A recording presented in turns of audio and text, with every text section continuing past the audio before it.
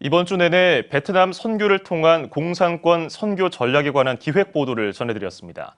오늘 피프엘은 이슈 시간에는 지난 30년 동안 베트남 복음화를 위한 선교 사역에 매진해온 비라카미 사랑의 선교회 장윤아 본부장을 김덕원 기자가 만나봤습니다. 베트남에서 선교사로 활동하신 지 벌써 30년 동안 계신 것으로 알고 있습니다. 30년 전과 지금의 베트남 복음화 어떤 이 분위기를 비교하신다면 어떤 변화가 있을까요? 이걸 기적이라고 할 수가 있죠. 이제 30년 역사의 증인이 된 것은 30년 전에 갔던 베트남은 사실 제가 68년도, 69년대 군인으로 가 있었거든요. 육적인 전쟁. 그때 나라가 완전히 없어지고 와, 신문인가에서 있을 때 봤던 음부, 지옥이라는 얘기가 너무 잔인하고 지옥 가기 전에 대기소 갔다 하고 제가 첫 번째 기도 편지를 보냈어요. 그러고 나서 그 완전히 척박한 땅, 그런 땅이었었습니다. 그래서 그때는 전무 예수 믿는 사람이 없었어요. 다 250만 명을 숙청했고 그다음에 교회를 다 없애버렸기 때문에. 그래서 제가 통곡하고 다니면서 사람들 예수 믿으세요 했더니 그게 삼성사 거요, LG 거요. 그때 제가 통곡을 했습니다. 그렇게 전무했습니다. 그런데 지금 30년 지난 뒤에 약 1.3, 4% 됩니다. 비라카미 사랑의 선교회 본부장님으로 지금 계십니다. 설립도 하셨고요. 베트남, 라오스, 캄보디아, 미얀마, 비라카미잖아요. 이 네 개 나라를 대상으로 선교 활동을 하고 계신데 특별히 베트남에 거점을 두고 하시는 이유가 있을까요? 선교사가 돼서 선교를 하다 보니까 이제 직접 배워지는 것이 선교는 내가 하는 것이 아니라 나를 보내신 부르심 받은 성령께서 하시는 걸 철저히 깨달았죠.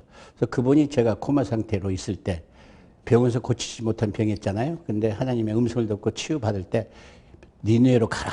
니누에가 어딥니까? 비라카미다. 비라카미가 뭡니까? 베트남, 라오스, 캄보디아, 미얀마. 아주 똑똑하게 선명하게 그 말씀을 들려주시면서 숫자까지 인구는 변운동이 되지만 베트남 사람을 변화시켜서 라오스, 캄보디아, 미얀마로 보내라. 그래서 비라카미라는 선교를 만든 겁니다. 이 베트남은 교회 설립이 어려운 나라로 많이 알려져 있습니다. 특별히 이 공산권 국가로 교회에 대한 박해가 아직도 여전히 심한 걸로 알고 있는데 어느 정도? 원래 공산주의 국가의 그 사상과 이념은 기독교 사상과 이념과 상반되잖아요. 그래서 거기 종교법 35제본 교회를 세울 수 없다. 그 다음에 51제본 종교 활동을 할 수 없다. 이렇게 돼 있어요. 그 법을 지켜가지고는 아무것도 못하죠. 그런데 내가 그 법을 지키려고 한 것이 아니라 죽어서 10개월 동안 있을 때 하나님께서 가르쳐 주신 게 있어요. 할 수 있거든. 무슨 말이냐? 믿는 자에 능치 못하였느니라. 이 말씀을 가지고 제가 살았잖아요. 의사가 사형 선고 내린 걸. 그래서 그 말씀을 가지고 베트남 땅 가서 그 법을 지키는 것이 아니라 그 법을 위반하는 것이 대가를 치르는 것이다. 그것이 제가 성육신 하신 예수님께 배운 거죠. 예수님께 율법을 지키러 오신 게 아니라 율법을 폐하러 오시기 위해서 율법의 제물이 되셨잖아요.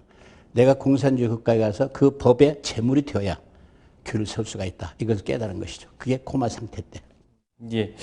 그런 이제 어려운 환경 속에도 불구하고 지금 현재 한 300개 가까운 교회, 얼마 전에 300번째 교회가 기공식이 있었죠. 그렇게 교회를 많이 세울 수 있었던 어떤 노하우가 있을 것 같습니다. 90년대부터 2000년 될 때까지는 그저 숨어서 몰래 처소교회를 세우다가 그 다음에 그것이 인가를 한번 내봤어요. 근데 법이 안 된다고 하는데 나와요. 이것이 하나님이 하시는구나. 만약에 그 공산국가에 있는 공안이나 그 관공서 있는 사람이 허가를 내준 게 아니고 이것을 하나님께서 그들을 통치해서 해줬구나. 이렇게 믿음이 바뀌어지는 것이 저는 거듭난 선교사라고 얘기하죠. 그래서 가능하구나. 그래서 이제 그때부터 교회를 세우기 시작했는데 90년대부터 2000년도까지는 한 40개. 그 다음에 이제 그것이 이제 더 늘어나기 시작하는 이유는 2002년도에 클린턴 대통령이 베트남에 왔어요. 처음으로. 와서 그가 이제 압력을 넣기 시작하죠. 그동안에 경제만 풀었는데 개방, 인권, 종교, 정치, 문화 이것도 풀어라. 그 압력을 들어왔지만 베트남은 안 된다. 우리는 경제만 풀겠다. 그러면서 18도선 밑에 그 각서에 보면 클린턴 대통령 레카피라는 사람이 있습니다. 공산당 서기장. 그 각서를 보니까 18도선 밑에는 종교를 허용해 주겠다. 이것을 발견한 거죠. 그래서 선교사는 정보가 빨라야 돼요. 그걸 가지고 세워나갔더니 자보다 놓고 그냥 경고만 하고 교회는 허물지도 않더라고요. 그래서 이것이 하나님이 오시는구나 하면서 계속 세워나갔던 것이죠.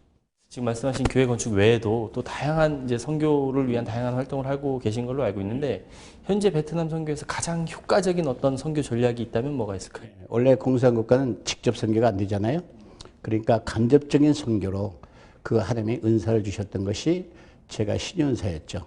죽었다 살아나니까. 그리고 또 군대 생활을 제가 위생병으로 했어요. 그래서 병원 선교, 의료 선교가 간접적인 선교로 참 좋다는 것을 깨달았죠. 그 병 들고 아주 소외된 사람이 많았어요. 그때 가보니까. 그래서 그들을 위해서 우리 한국에 있는 수영로교회 또 세문안교회 의료팀들을 불러다가 의료사를 시작했죠. 그 만지는 그 접촉이 있잖아요. 베트남에 가니까 접촉 허가도 받아야 되고 여행허가 가서 친족 방문도 아주 복잡해요. 처음에 가니까. 그래서 의사들을 데리고 가서 의료 선교 허가를 받으면 사람을 접촉할 수가 있어요. 그래서 그들 만지면서 치료해 주면서 기도하면서 거기에는 하루에 한 200~300명을 치료해 주다 보면 한 10%가 불치 환자가 있어요. 그들이 의사가 고치는 게 아니라 제 기도로. 그게 교회가 세워져요. 그 가정집에서. 참 신기하죠. 그래서 그 집에서 이제 예배를, 처소 예배를 드리다가 그 다음에 허가를 내보는 거예요. 한번 해보는 거예요. 그것 때문에 갔으니까. 그럼 취소가 돼요. 또 해봐요. 그게 이제 끈기와 집념이죠. 선교사의 그게 무기죠. 그렇게 해서 하니까 그들도 해주더란 얘기죠. 그렇게 해서 교회가 세워졌습니다. 의료 선교가 간접 선교의 좋은 방법이구나 이걸 느꼈죠. 네. 공산권 국가잖아요. 베트남이. 공산권 선교로서의 이 베트남 선교가 분단된 우리 현실 속에서 굉장히 좀 어떻게 보면 관심을 가져야 될 부분이 아닐까 싶은데 선생님 어떻게? 저도 그래서 탈북자들하고 그다음에 나이따연하고 헌혈아들이 있어요. 옛날 전쟁 때 그들을 데려다가 키운 일이 있어요. 왜냐하면 이들을 우리 북한에 좀 보내보려고 제가 키워서 그렇게 했는데 잘 맞질 않는 게 뭐냐면 베트남은 공산주의 국가고 전통적인 우리 그들이 얘기하는 베트남의 공산주의자들이 얘기하는 우리 북한을 뭐라고 했냐면 공산주의가 아니라고 그래요. 우리나라 북한을 뭐라고 했냐면 개인 우상 독재 국가라고 그래요. 그렇다고 잘 보시면은 이 공산주의 국가들은 70년대 하나님의 역사로 그게 동서 냉전 체제가 없어지기 시작해요. 그래서 중국도 개방하고 러시아도 가난 나라가 되고 베트남도 이제 미국에다가 엠바고를 풀어달라. 이러다 보니까 이들이 경제를 개방하다 보니까 복음이 들어가요. 따라서 사업하는 사람들 통해서. 그러니까 어쩔 수 없이 그것들이 자리를 잡기 시작하던데 북한은 절대 그렇지가 않네요. 북한은 우상 독재 국가이기 때문에 우상 개인 그가 종교를 아주 말살하고 지금도 핍박을 하잖아요. 그거는 참 복음 전하기 힘들다는 것을 우리가 깨닫게 되죠. 그러니까 공산주의 국가하고 북한이 다르다는 거기 때문에.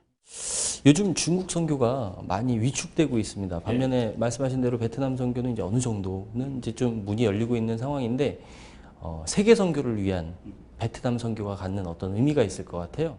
근데 정치적으로 보면은 공산주의 똑같은 국가인데 베트남하고 서로 원수예요. 중국과 베트남. 베트남은 러시아 편이거든요. 왜 그러냐면 그 사마도를 원래 베트남 땅을 뺏어갔어요. 중국이. 그리고 중국이 과거에도 삼자교인이 지하교인이 해서 이렇게 개방이 좀 돼 있었죠. 최근에 와서 왜 핍박이 심하냐면은 시진핑이 김정이 덜먹하잖아요.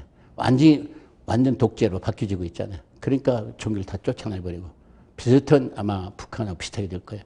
그래서 중국이 그렇게 지금 더 어려워지고 있다. 베트남은 특별히 미국에서 쿼터제를 없애고 무역 협정을 맺어가지고 WTO를 가입했거든요. 2000년대. 그러니까 선교사는 정치, 경제, 문화, 역사 쪽 이걸 다 알아야 돼요. 신앙만 해가지고는 안 된다는 걸 제가 깨달았어요. 베트남을 시작으로 이제 미얀마, 캄보디아, 또 라오스까지 그 선교 영역을 생각하고 계십니다. 이 지역이 되면 그 너머에는 이제 인도가 있고 그 너머에는 이슬람권까지 있는데 중국의 선교가 어려워진다면 베트남을 통해서 이런 선교가 가능하다고 생각하세요? 제가 배운 신학은 예루살렘 시작해서 구라파를 통해서 렌젤들프, 모라비안 선교, 그 다음에 청교들 통해서 미국, 한국에 왔죠. 이렇게 와서 그 핵이 있어요. 선교의 그 성령의 핵, 성령의 운행이 지금 베트남에 들어왔다고 보시면 돼요. 제가 한 것이 아니라 성령이. 그 다음에 라오스, 캄보디아 들어가게 되면 바로 예루살렘으로 들어가는 코스가 있기 때문에 그 주변 국가는 자동으로 성령에 그 연결이 되겠지만 그 핵을 따라가면 된다고 저는 생각해요. 그래서 사도 바울이 시작했던 성령의 시작이 돌아서 구라파를 돌아서 지금 미국을 해서 우리 한국에 와서 머무는 게 아니죠, 성령은. 구라파 보세요. 지금 다 성령이 떠난 자는 아주 찬스가 내고 있잖아요. 그래서 여기서 지금 이제 인도차를 지나가고 있으니까 머지않아서 미얀마까지는 복음이 확산될 거예요. 수년 내에. 그 다음에 이제 무슬림권은 그냥 통과한다고 봐요. 예수를 다 알기 때문에. 주님께 떠나실 때 내가 다시 이 땅에 올 때는 예수 이름이 다 알려질 때 오겠다 그랬거든요. 온 열방이. 그 지금 북한, 아니 공산국가가 예수를 다 알잖아요. 지금. 제가 있는 곳에. 이제는 캄보디아, 미얀마가 지금 문제예요. 근데 그쪽에 이제 곧 손이 임재하시게 되면은 이제 바로 무슬림권을 사우디아라비아 통해서 예루살렘 들어가면은 마지막 주님의 재림이 오겠다 이렇게 생각합니다. 예, 베트남 선교에 대해서 말씀해 주셨는데 그렇다면 이제 베트남 선교보다 더 이제 효과적으로 하기 위해서 한국 교회가 할 수 있는 어떤 뭐 과제나 역할이 있다면 무엇이었을까요? 글쎄 한국 교회가 베트남에 뭐 이제 사실은 많은 물질도 도와주고 그러지만 오히려 베트남 경제가 우리보다 지금 앞서갈 정도로 엄청난 속도로 발전되고 있어요. 지금 그래서 우리나라와 비슷한 그런 현상이 70년대 현상이라고 하지만 경제 저는 그렇게 보질 않고요. 또 제가 이제 경영학을 했기 때문에 이게 사이클을 보면은 2000년대 지금 바짝 따라오고 있어요. 어떤 부분은 앞서가는 것도 있다. 다시 하나 비교한다면 호치민에 84층짜리 빌딩들이 세워져. 우리나라 그게 없잖아요. 하노이는 120층짜리 세워져. 그리고 하노이의 그 열대지방에 실내 아이스 스키트장이 세워져. 또 지하철이 세워지고 이런 걸 보면은 경제도 벌써 앞서가요. 다시 말해서 40년대 우리가 가난하고 보릿고개 때 어려울 때 베트남은 복수방이다 했다. 그렇게 잘 살던 나라가 다시 경제가 회복이 되고 있으니까 그것은 제가 볼 때 벌써 하나님을 알게 되는 베트남이기 때문에 그 경제도 따라간다 이렇게 생각하고 우리 한국에서 그걸 지원한다는 건 이제 물질보다도 사실은 이렇게 선교는 순교다고 생각하고 일사각오로 한 사람이 죽어서 미랄이 되면 많은 사람이 살아나는 그런 몸으로 선교하는 사람들이 필요하다. 뭐 뒤에서 후원도 이제 어렵고 한국에서는 경제가 어려우니까 그래서 이렇게 생명을 바쳐서 사도 바울처럼 그 땅에 가서 내가 죽음을 인하여 수많은 열매들이 맺어진다는 그런 사명의식, 순교자적인 정신, 일사각오로 오는 그런 선교사들을 파송해 줬으면 좋겠다 이거죠. 지금 베트남이 공산화 국가인데 그 공산권 국가인데 그 베트남이 공산화된 그 시점 1970년대와 지금의 한국의 모습이 비슷하다라는 이야기를 하시는 분들이 있습니다. 저도 동감하는데요. 전 60년대 군대생활을 거기서 했다고 그랬죠. 그때 잘 살던 나라, 월남. 근데 월맹과 게릴라 전쟁으로 10년 동안 있었죠. 결국에는 우리 월남이 망했고 미국이 철수했고 한국도 철수했잖아요. 근데 그 나라 공산화된 것을 보게 되면 우리나라 똑같다는 얘기를 저도 합니다. 그래서 와서 얘기하면 다 불감증이 걸려 있어요.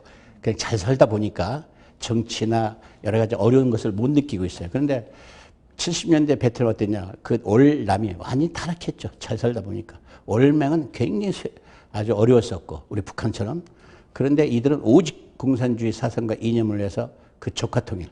그래서 그 베트콩대 남쪽에 대통령궁, 티우 대통령궁에 3분의 2가 있었어요.